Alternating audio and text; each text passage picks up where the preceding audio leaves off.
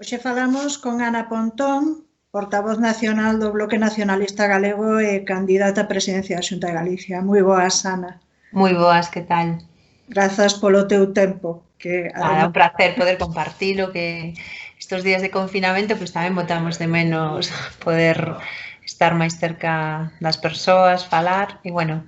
isto non é o mismo, pero tamén nos permite comunicarnos e iso está ben. hai máis necesidade de comunicar, dame a impresión, non? Quería empezar con unha noticia que saiu agora mesmo, que é a valoración por parte do Lehendakari vasco, Urkullu, de facer ou celebrar as eleccións en xullo. Entonces quería saber que pensas desto, porque vos, o Bloque Nacionalista Galego, fostes os primeiros en pedir a cancelación da convocatoria de eleccións en Galicia, e quería saber que pensas desto e que valoración fas ti en tempos. Bueno, pois eu o primeiro decíalo ti que nos, cando vimos a dimensión que collía esta pandemia, fomos os primeiros en decir que había que aplazar as eleccións, que o primeiro era a saúde dos galegos e das galegas, e certamente hoxe a nosa preocupación sigue sendo esa, polo tanto, consideramos que para falar de eleccións primeiro hai que ter claro cal é o escenario que imos, hoxe sabemos pois que vamos nunha boa dirección, pero non temos a certeza de que a pandemia este controlada, nin de que se podan celebrar unhas eleccións con garantías, e, polo tanto, nos creemos que hoxe, igual que hai 40 días, o máis importante pois é a saúde da xente, e hasta que haxa garantías non ten ningún sentido falar de eleccións. Tamén teño que decir que agardo que a data das eleccións en Galiza non volva a decidir a Urkullu, que a podamos decidir en Galiza, e, polo tanto, espero que Feijóo pois non faga seguidismo e que non demostre unha vez máis pois que vai ao rebufo do que deciden en Euskadi. Ana, hoxe é Venres Negro 101, o número 101. Estamos notando, sobre todo eu que estou facendo seguimento dos medios, que as vosas iniciativas como oposición aparecen sempre detrás do que di o señor Feijóo como si fora el o que levaba a iniciativa. Vos dende o Bloque Nacionalista Galego tendes iniciativas e tivestes iniciativas dende o principio. Nos podes explicar un pouco que posición e que iniciativas está tendo a túa organización ante esta pandemia? Eu, se me permites, gustaríame facer unha reflexión sobre o que pasa na TVG, porque me parece que é un auténtico escándalo democrático, foi no sempre, pero máis grave durante esta pandemia, onde eu creo que os informativos, a televisión, estáse convertindo xa nunha caricatura do que debe de ser unha televisión pública, e hai unha burda manipulación por parte de Feijóo, que cree que Galiza se pode gobernar a través dunha pantalla de televisión, cunha fuxida do Parlamento que penso que non é aceptable, e moito menos, non é aceptable nunca, e moito menos no medio dunha pandemia. E nós, desde o primeiro momento, pois, dixemos que había que poñerse a traballar, a arrimar o ombro para que esta crise non fora arrolladora na nosa sociedade, porque estábamos ante unha situación no que estábamos falando da vida das persoas, e ante eso o resto todo creo que cobra que pasa a un segundo plano dunha maneira clarísima, e as nosas iniciativas foron moi variadas. Eu resumiría en que a nosa principal preocupación nun primeiro momento foi que había que illar os focos de contagio, e blindar as zonas que estaban menos, onde o virus estaba penetrar a menos. Entón, por eso propoñíamos que era necesario pechar Madrid e blindar Galiza. Creo que lamentablemente o tempo deunos a razón no sentido de que se esa medida se adoptara, a incidencia da pandemia tería sido moito menor, e polo tanto daríanos máis tempo a hora de blindarnos como país. A segunda cuestión que nos pareceu super importante desde o principio era que o personal que estaba traballando tiña que facelo cos medios de protección necesario, e estamos falando do personal da sanidade, pero estábamos falando tamén do personal das residencias, dos servizos de axuda ao fogar ou das persoas de servicios esenciais, que vimos que todo isto colleu a todos os gobernos co pé cambiado e que non había material suficiente, e o nivel de contagios que se está producindo entre o personal sanitario, o nivel de contagio tan grave que estamos vendo nas residencias, a súa orixe a falta de planificación e de previsión ante esta crise, non? E unha terceira cuestión, digo, por non alongarme demasiado, na que centramos moitos esforzos, era precisamente no que está pasando nas residencias públicas. Eu hoxe sigo alarmada ao ver como o 46% dos falecementos que se produciron en Galiza foi en residencias. E sabemos que con protocolos aceitados podían terse blindado esas residencias e non se fixo, actuouse mal e ao mesmo tempo esta crise pon outra vez en evidencia o grave problema de convertir nun negocio a saúde e a atención ás persoas maiores, non? Porque estamos vendo que a maioría dos contagios se produciron precisamente en centros privados precarizados onde a Xunta sabía que non se estaban dando as condicións necesarias e en vez de facer cumprir a lei o que fixo foi poñerse do lado pois, desas entidades privadas e eu creo que isto tamén son reflexións de cara ao futuro, non? Temos que salvagardar o público, temos que defender a sanidade pública e tamén temos que defender que a atención ás persoas maiores nos últimos anos da súa vida non pode convertirse nun negocio especulativo e hai que rescatalo para o público.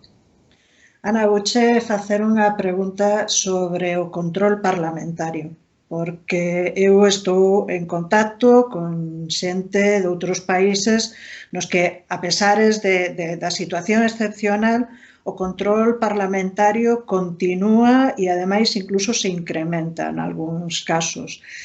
Eu veía aí uns días que todos os voceiros, todos os portavoces de distintas organizacións vos queixabades de que o señor Feijóo non estaba en contacto con vos, que vos deixou plantados, polo que eu entendín dunha reunión que é un compromiso, porque todas as organizacións falaste desde actuación leal e de todos a unha sobre ante esta pandemia, pero parece ser que non se están cumplindo ou non se cumpliu os compromisos acadados. Podes nos falar de como é a relación neste momento co presidente da Xunta e en termos de control parlamentario si se está a ter control parlamentario, si tendes algunha iniciativa para que iso se incremente? Sí, a ver, son varias cuestións, non? A primeira é que nos tendimos a man para que a Xunta de Galiza puidera ter consenso político á hora de adoptar as medidas necesarias que o Goberno considerara que había que levar adiante, non? Teño que decir que a pesar de que nos enviamos por dúas ocasións uns documentos amplos de propostas á Xunta de Galiza, en ningún momento o Goberno galego quixo acordar con nós ou con outros grupos cal tiña que ser a liña de actuación frente á pandemia. Nos, de todas maneiras, vamos a seguir aportando as nosas ideas e propostas porque, insisto, cando estamos falando da vida da xente, todo o demais pasa a un segundo plano e o primeiro é o primeiro e a nós o que máis nos preocupa é precisamente a saúde dos galegos e das galegas. Había un compromiso que adquiriu o señor Feijóo cando tivemos a xuntanza na que acordamos que había que aprazar as eleccións e era de manter unha reunión semanal cos grupos. Este compromiso incumpliuse en dúas ocasións e a nos isto parecenos moi grave porque escoitar as opinións e as críticas que temos que facer sobre o que está pasando neste momento é saudable e ademais temos que ter un goberno con capacidade de autocrítica e de ser capaz de entender que ao longo desta crise se cometeron moitos erros e que cando sinalamos non é por desgaste político, é porque queremos realmente que as cousas se fagan ben, porque o acerto do goberno será o benestar dos galegos e das galegas e eso sempre ten que estar por diante, non? Entón, nese sentido, nós tamén somos críticos co formato, non? E trasladamos así ao presidente da Xunta que entendíamos que esas xuntanzas non tiñan que ser única e exclusivamente para informarnos do que se fala na reunión que o presidente do Estado mantén cos presidentes das comunidades autónomas, sino que tiña que ser un formato no que tamén puidéramos chegar a acordos sobre cuestións importantes na hora de enfrontar o virus ou a hora de enfrontar a situación socioeconómica que nos ven por diante. Ese formato non foi aceptado polo PP, en fin, eu creo que é unha pena porque non só nos interesa o que se fala na conferencia de presidentes, sino que temos un goberno con capacidade de actuación e o lóxico sería que ese diálogo pois se estendera de algunha maneira. Que pasa co Parlamento? Bueno, pois aquí eu creo que temos unha situación anómala. Ti fíxate que levamos, creo que hoxe, xa 19 comparecencias de Feijóo na TVG e unha soa comparecencia no Parlamento galego. E eu estes días lembraba, e volvo a lembralo xa aquí, que é curioso como o PP pide unha cousa en Madrid e fai a contraria en Galiza, non? Pablo Casado insistía pois nunha frase, non, que decía que nas repúblicas, nos réximes bananeiros, non, os presidentes se dirixen a través dos medios de comunicación a xente, pero que nas democracias avanzadas onde eso se fai nos congresos. Pois ben, eu vexo a atitude de Feijóo e o que está dicindo, se seguimos a doutrina de Pablo Casado, pois é que Feijóo convertiu nunha república bananeira a Galiza porque 19 comparecencias na TVG, unha soa comparecencia no medio dunha pandemia destas características a nos parecenos moi pouco. É certo que temos unha situación complexa porque o feito de que Feijóo decidira adiantar as eleccións provocou a disolución do Parlamento e hoxe só temos unha deputación permanente que está pensada para un período diferente. Por lo tanto, nós o que creemos é que durante esta crise, mentres dure a alerta sanitaria, o presidente da Xunta ten que comparecer como unha vez a semana no Parlamento de Galiza e que temos que poñer en marcha unha serie de normas que permitan que, mentres non se convoquen as eleccións, teñamos un Parlamento que, ainda que só funcione como deputación permanente, teña capacidade de control e de impulso, porque o que non podemos aceptar baixo ninguna circunstancia é que teñamos a un executivo que non ten control do legislativo, porque se está rompendo un principio básico do funcionamento democrático e estamos confinados e confinadas, pero eso non xustifica confinar a democracia nin confinar os dereitos. Ana, estábamos xa falando do tema de desescalada, non? A desescalada. Onte, por exemplo, estaba entrevistando a Xosé María Dios Diz, que é médico de atención primaria, e que me estaba contando a situación na que a atención primaria está, esa guerra de test que queren facer, dese estudo epidemiolóxico. Como vestia a desescalada? Non só en termos de estudos, senón despois tamén en termos socioeconómicos, porque o que nos ven en riba é complicado. Como ve o Bloque Nacionalista? Mira, nos decíache ao principio que creíamos no inicio da crise que as medidas que se adotaran non podían ser uniformes en todo o Estado español, porque as realidades epidemiolóxicas eran distintas, non? Naquel momento decíase que o virus non entendía de territorios, bueno, en fin,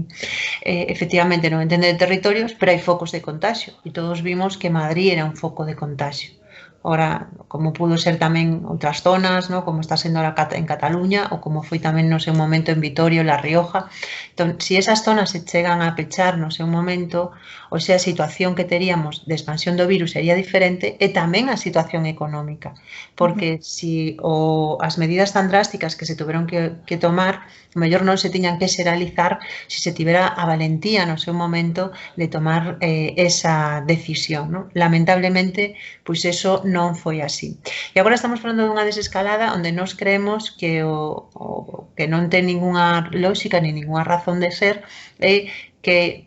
por o que pasa en Madrid vai a facerse a desescalada no resto de territorios, porque nós temos concellos e zonas en Galiza onde non houve ni unha soa persoa positivo de coronavirus e temos un nivel de espallamento do virus que parece ser que é menor, non? Vexamos cando son os estudios epidemiolóxicos que é o que nos dan. Entón, nós o que decimos é que o seu lóxico sería facer unha desescalada desde a realidade de Galiza, non desde a realidade de Madrid. E, polo tanto, que ese proceso non debería de ser un proceso pivotado polo goberno central, sino que deberíamos facer unha desescalada adoptada á realidade que temos no noso propio país. Tampouco me atrevo, porque creo que sería un pouco ousado pola miña parte, decir como ten que ser exactamente esa desescalada, porque hai que coñecer os estudios epidemiolóxicos e para eso, vamos, quen pode facer isto con, digamos, con coñecemento de causa poden ser os gobernos que teñen ademais a responsabilidade de facelo. O que sí que nos desde o BNG temos claro é que o que ten que primar en primeiro lugar que non demos pasos atrás, o sea, que non se corra que non se corran que non se corra moito, porque a veces as presas son malas conselleiras e non vai a ser que por querer sair rapidamente teñamos un rebrote que faga que todo o esforzo que fixemos quede en balde e que teñamos un esforzo maior. E en segundo lugar hai un tema que evidente, temos aí a constatación práctica, non, xa neste momento, de que a crise económica vai ser moi importante. Por lo tanto, nos creemos que é necesario un potente impulso público, investimento público moi potente e tamén adaptado e pensado á realidade que temos no noso país. Estamos sempre a favor de falar en todos os foros, non? Cando isto sexa positivo para Galiza, pero teño a certeza de que ou poñemos en marcha un plan galego de saída á crise económica ou isto vai ser moi difícil. E hai un terceiro plano que é o social e o emocional. E ese a min tamén me parece que moi preocupante, non? Porque xa nos empezan a falar dunha nova realidade, non? Estamos nos preparando para pois que teñamos que modificar, polo menos nos próximos meses, os nosos hábitos sociais, non? De algo tan simple como poder abrazar os teus, ficar os teus, estar con normalidade coas persoas. Creo que eso nos próximos meses non vai ser posible. Penso que tamén social e emocionalmente hai que darle un apoio a todo o mundo para poder enfrentar esta situación, porque os efectos do confinamento a nivel psicolóxico tamén penso que van a deixar unha pegada en todos e todas nós. Ana, encantaríame volver a falar contigo máis adiante para ver que propostas ten o Bloque Nacionalista Galega en termos de pesca, en termos do rural, en termos pois, das empregadas de fogar, da sanidade, en todos os sectores con máis tranquilidade, cando xa vayamos un pouco máis avanzados, se te parece ben. Pero agora o que te pido é que mandes unha mensaxe á xente, porque efectivamente este confinamento ten un lado humano moi grande e ten tamén, pois, decía yo onte a varias persoas, no, que parece que estamos todos agardando que nos veña o médico a decir, mira, xa te desalta, xa podedes sair, no? Entonces estamos xusto nesa fase. Unha mensaxe, unha pequena reflexión final para a xente que nos escuita. Bueno, pois eu diría que estos 41 días son 41 días moi longos, pero tamén 41 días que como galegos e galegas temos que estar orgullosos do que estamos facendo, porque demos conta de que somos un pobo que enfrenta as dificultades, que ten capacidade para dar o mellor de sí nunha situación tan difícil. Non temos aí o exemplo que están do personal sanitario, desde as persoas que fan a limpeza, hasta as persoas que están coidándonos, temos o exemplo de todas as persoas que estiveron traballando en servizos non esenciais en situacións moi difíciles, e temos tamén o exemplo de todos e todas os que estivemos mantendo este confinamento dun xeito moi estricto, porque sabemos que era necesario para poder sair adiante. Por lo tanto, eu o que teño é o convencemento de que imos sair adiante. Sei que van ser unha situación complexa, pero tamén confío en toda a capacidade que temos os galegos e galegas para enfrentar as situacións máis adversas e con convicción, non, sin falsos triunfalismos e desde logo sin querer correr máis do que é necesario, pois estou certa de que imos a ir adiante e que imos a topar o camiño para que a sociedade galega pois sexa quen de enfrentar os momentos de crise que veñen aí e que van a necesitar que teñamos pois un goberno que este pensando nas maiorías sociais. Ana Pontón, portavoz nacional do Bloque Nacionalista Galego, moitísimas grazas polo teu tempo. Nada, un placer e sobre todo que deuseme aí desexarlle os nenos e nenas que estarán desexando que chegue este domingo, non, que bueno, que foi impresionante o ben que levaron o confinamento e que creo que por eles tamén se merecen non só esa saída, sino que fagamos todo o posible para que isto remate canto antes. Eu penso que nos están dando leccións os adultos. Bueno, eso sempre, temos que ter eu sempre digo, temos que ter capacidade de aprender, tamén temos que ter capacidade de aprender dos nenos e das nenas que, si ben non son persoas adultas, nos poden ensinar moitos valores que son importantes. Moitas grazas, Ana, moitas grazas por todo. Grazas. Veña, hasta logo.